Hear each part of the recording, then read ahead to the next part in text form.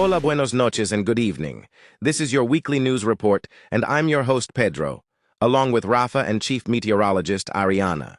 The man charged with killing Charlie Kirk strolled Utah Valley University in shorts and a t-shirt, bought a meal at Chick-fil-A and made contact with Kirk's staff before returning in different clothes to shoot the conservative activist from a rooftop, an investigator testified Tuesday. Utah State Bureau of Investigation agent David Hull described Tyler Robinson's alleged movements before and after Kirk was killed, as prosecutors played previously unseen campus surveillance videos in state court. Prosecutors say they intend to seek the death penalty in the case. They are trying to convince Judge Tony Graff that they have enough evidence to bring Robinson to trial on an aggravated murder charge. Robinson has not yet entered a plea. His attorneys have not commented on his guilt or innocence. They have, however, sought to get the death penalty taken off the table, so far unsuccessfully. Prosecutors allege Robinson confessed in a note left for his roommate, who was also his romantic partner, that read, "I had the opportunity to take out Charlie Kirk, and I'm going to take it." Prosecutors have also said they plan to present DNA evidence linking Robinson to the suspected murder weapon, autopsy findings, and witness statements.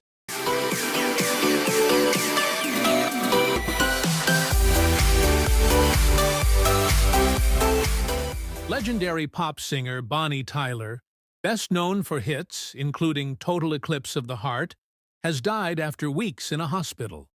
The raspy-voiced Welsh singer gained global popularity in the 1970s and 1980s for her power ballads including Holding Out for a Hero and It's a Heartache.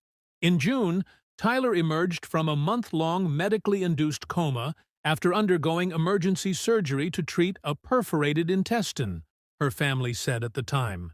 She remained very unwell and in intensive care, the family said.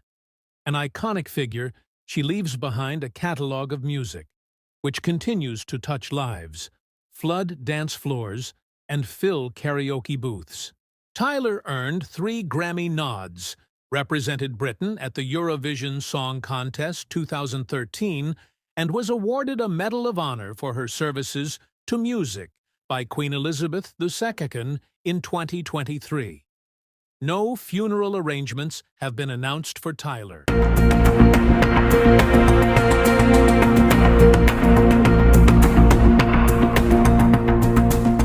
Nearly 3,000 people have been sickened with a gastrointestinal illness called cyclosporiasis, a foodborne infection marked by intense, watery diarrhea, according to state health departments across the country.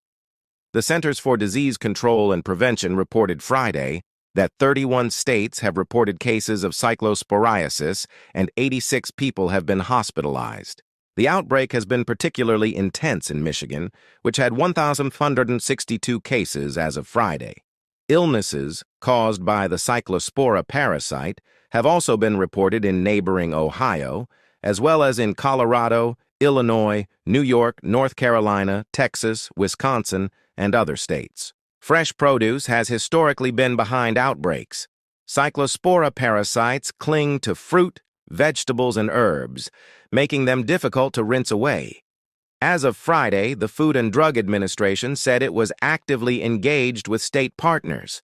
There have been no recalls of products possibly linked to the outbreaks. The disease, cyclosporiasis, is a foodborne illness caused by a microscopic parasite called cyclospora. Fresh produce is almost always the source.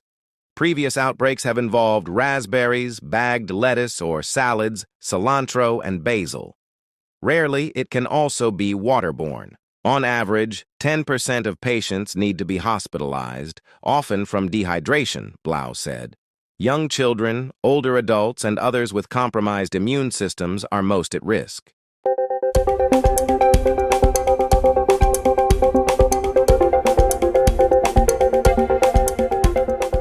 Hello everyone, your Chief Meteorologist Ariana with a look at your weather forecast for the week ahead.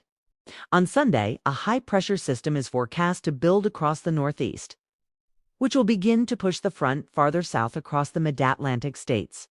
A slight risk of severe thunderstorms is highlighted across South Carolina into eastern Georgia on Sunday.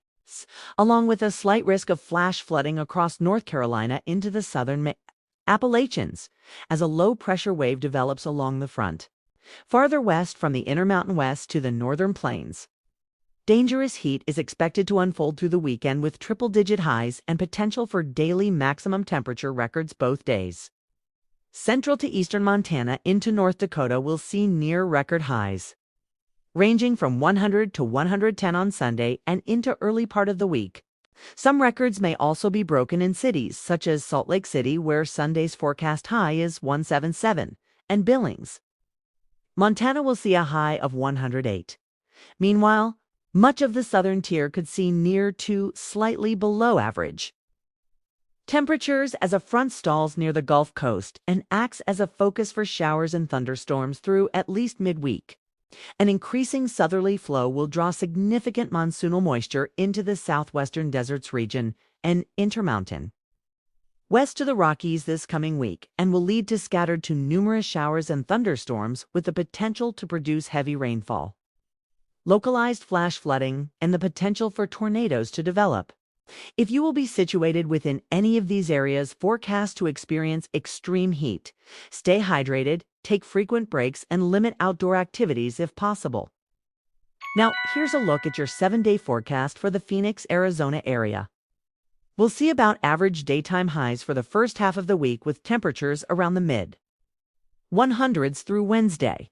Increased monsoonal moisture moves in the area starting Thursday, and we'll see thunderstorms and heavy rainfall through the remainder of the week and into next week.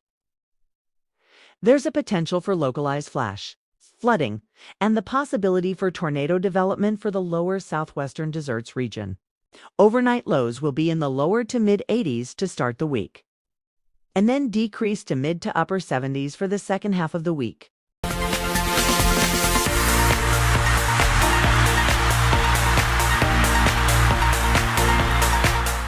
The Tampa Bay Rays look to continue their dominance with the American League's best record, and the Arizona Diamondbacks continue to fight to stay in the race for a National League wildcard spot. We take you out to Tampa Bay as the Mariners took on the Rays Saturday afternoon. Back-to-back doubles in the third, including a gapper from Aranda to plate Yandy Diaz, gave the Rays their first lead, 2-1.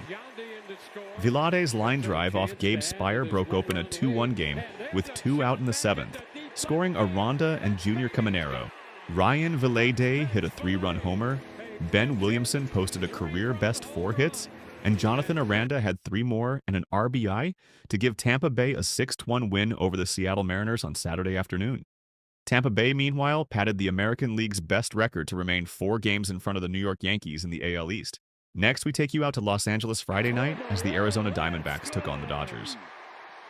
Eduardo Rodriguez shook off Shohei Ohtani's leadoff homer to throw 6 solid innings.